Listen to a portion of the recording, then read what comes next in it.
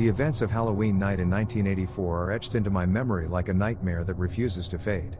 It was supposed to be a night of childish delight, of laughter and sugary treats, with my sisters, Emily and Olivia, and our new stepfather, Daniel Harris. Little did we know it would become a descent into unimaginable terror. Our laughter had echoed through the house earlier that evening as we donned our costumes, the promise of a night filled with candy and fun filling the air. My mother's smile as she adjusted my vampire cape reassured me that everything was all right. But as the moon cast eerie shadows across the floor, an oppressive chill settled in my bones. I was still adjusting to the presence of Daniel Harris in our lives, and his demeanor had always unnerved me. That night, he wore a sinister mask that sent shivers down my spine. The evening took a sinister turn when an argument erupted between my mother and Daniel.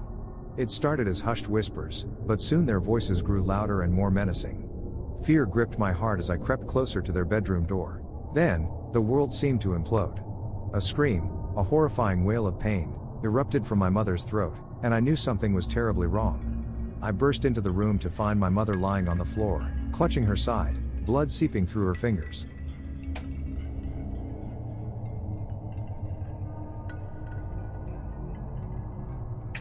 She was alive but injured, her eyes filled with terror and pain. Daniel Harris stood nearby, the knife still clutched in his hand, his face contorted with madness. My sisters, Lily and Mia, were nowhere to be seen. In that moment, I felt a rush of terror that eclipsed anything I had ever experienced. My instincts kicked in, and I ran, the memory of my mother's screams haunting my every step. I couldn't save her, but I had to save myself. As I darted through the dimly lit hallways, the chilling realization that my sisters were in grave danger consumed me. Their cries for help pierced the night, and the gut-wrenching sounds of violence filled my ears. I couldn't save them either. My heart pounded like a drum, each beat echoing my desperation. I had to hide, to survive. I slipped into my room, praying that Daniel wouldn't find me. The room was a cocoon of darkness, and I buried myself under the covers, tears streaming down my face. Minutes, hours, I had no concept of time as I lay there, paralyzed by fear. It was only when I heard the sirens wailing in the distance that I dared to hope for salvation. The police found me 2 days later alive but forever scarred by the horrors I had witnessed. They apprehended Daniel Harris, who had tried and failed to end his own life in the aftermath of his atrocities. The nightmare was far from over. The justice system, marred by plea deals and legal maneuvers, offered Harris a chance at freedom. My protests, my vehement opposition fell on deaf ears. Now, as I stand on the precipice of that haunting memory, I fear that the darkness that once consumed him may one day return to haunt us all. Halloween 1984 was the night I learned that true horror exists not only in the shadows but within the hearts of those you thought you knew.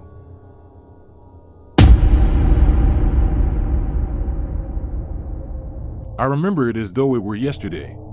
Halloween night, the crisp air filled with the scent of fallen leaves and excitement. My friends and I were on a quest to find the spookiest house in our small town, and we stumbled upon the legend of Old Man Granger's house. It stood on the outskirts of town, shrouded in mystery and dread. As kids, we had heard all the eerie tales about Granger. They said he was a recluse, living alone in that creaky old mansion for decades.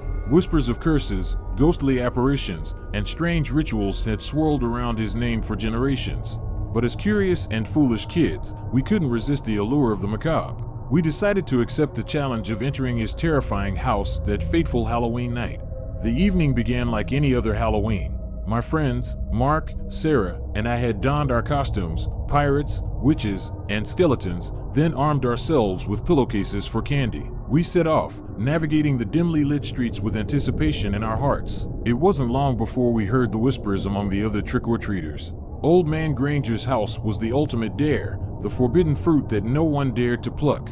Tales of children disappearing, never to be seen again, only fueled our determination to uncover the truth.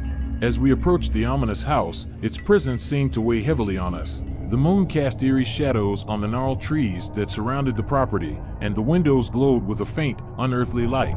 A dimly flickering porch light beckoned us closer.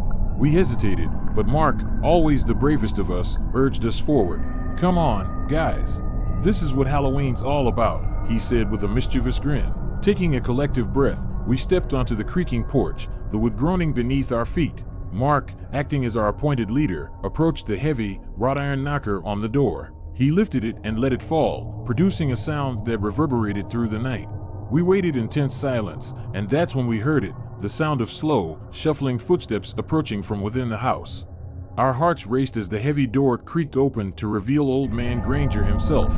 Granger was a hunched, wizened figure with long, tangled hair and a beard that reached his chest. His eyes, though cloudy and pale, seemed to pierce through the darkness and into our souls. "What do you want?" he croaked, his voice like dry leaves rustling in the wind. Mark, undeterred by the terrifying sight, summoned his courage. "We've heard stories about this place, and we wanted to see if they were true." Granger's lips curled into a chilling smile, revealing yellowed, gnarled teeth. "Stories, you say? Well, you children are in for a treat." With that, he beckoned us inside, and curiosity got the better of us as we followed him. The moment we crossed the threshold, an overwhelming sense of dread washed over us. The interior of Granger's house was unlike anything we had ever seen. It was a labyrinth of winding corridors, each more eerie and dilapidated than the last. The walls were adorned with grotesque paintings, and the air was thick with a musty, oppressive odor.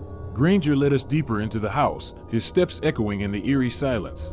"You see," he hissed, "I've been expecting visitors for quite some time. The stories you've heard, they're all true." Our apprehension grew with every step, but curiosity kept us in Granger's thrall. He led us into a dimly lit room filled with peculiar artifacts, an antique crystal ball, shelves of dusty spell books, and a taxidermy collection of animals frozen in various states of agony. "This," Granger said with a sinister grin, "is where the real fun begins." He then produced a deck of old, worn tarot cards and began to lay them out on a table. Mark, Sarah, and I exchanged nervous glances, wondering what sinister game Granger had in store for us. As Granger shuffled the cards, he spoke in cryptic riddles, predicting our futures with unsettling accuracy. He foretold Mark's demise at the hands of a skeletal figure, Sarah's fate as a cursed witch, and my own destiny as a vengeful ghost. With each prophecy, a growing sense of unease settled over us. Granger's laughter, cold and maniacal, echoed through the room as he reveled in our fear. Just as we were about to make our escape, Granger produced an old, rusted axe, a gruesome, blood-stained weapon that sent a shiver down our spines. He brandished it with a chilling grin. "This," Granger whispered, "is the culmination of all my powers. The executioner's curse." Before we could react, Granger swung the axe at us with frightening precision. We scattered, narrowly avoiding the deadly blade as it cleaved through the air. Our hearts pounded, and terror coursed through our veins as we tried to escape the madman who sought to end our lives. The house itself seemed to conspire against us, its twisting corridors leading us in circles, trapping us like rats in a maze. We could hear Granger's maniacal laughter echoing through the darkness as he pursued us relentlessly. We knew we had to find a way out, or our lives would end on that Halloween night. Desperation gave us newfound strength, and we fought against the cursed house's grip. With every ounce of determination, we broke free from the endless labyrinth and found ourselves back on the porch. The moon hung low in the sky as we raced down the creaking steps and into the safety of the moonlit streets. The curse had been broken, and Old Man Granger's reign of terror had come to an end. In the end, we learned about his parents, a secret between us. None of us wants his parents to know that he dared to break into the house of that deranged man, but here I am sharing it with you because I can no longer bear to keep it a secret any longer. But the memory of that Halloween night still haunts me, a night when we faced the very embodiment of evil in the form of a deranged old man with an axe. Halloween will never be the same for us, a night forever marred by the horrifying ordeal within the walls of Granger's house. If you get here, don't forget to subscribe to the channel and like the video. It will really support us to continue.